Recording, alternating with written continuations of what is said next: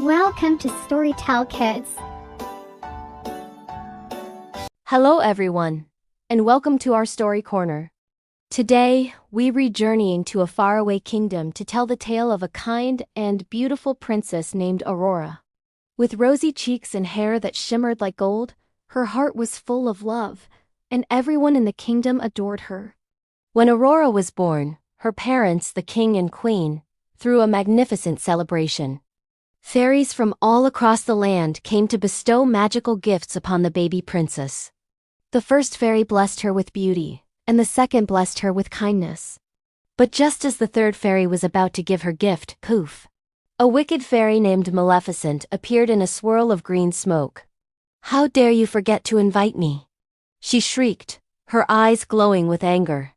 She raised her staff and cast a terrible spell. Before the sun sets on her 16th birthday, Aurora will prick her finger on a spinning wheel and fall into a deep, endless sleep. Everyone gasped in horror. The queen cried and the king begged for mercy. But before the curse could fully take hold, the third fairy stepped forward. She couldn't undo the curse, but she could soften it. "Princess Aurora shall not die," she declared. "She will only sleep until she is awakened by true love's kiss." To protect their daughter, the king ordered every spinning wheel in the kingdom to be destroyed.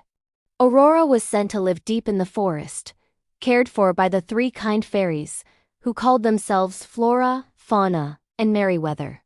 She grew up sweet and graceful, singing with the birds and dreaming of meeting someone special. One day, while singing by a stream, she met a handsome prince named Philip. They didn't know each other's names, but their hearts knew they were meant to be. On Aurora's 16th birthday, the fairies brought her back to the castle. But sadly, Maleficent's curse was too powerful. A magical spinning wheel appeared, glowing in a dark room. Drawn by the spell, Aurora touched the spindle and fell fast asleep.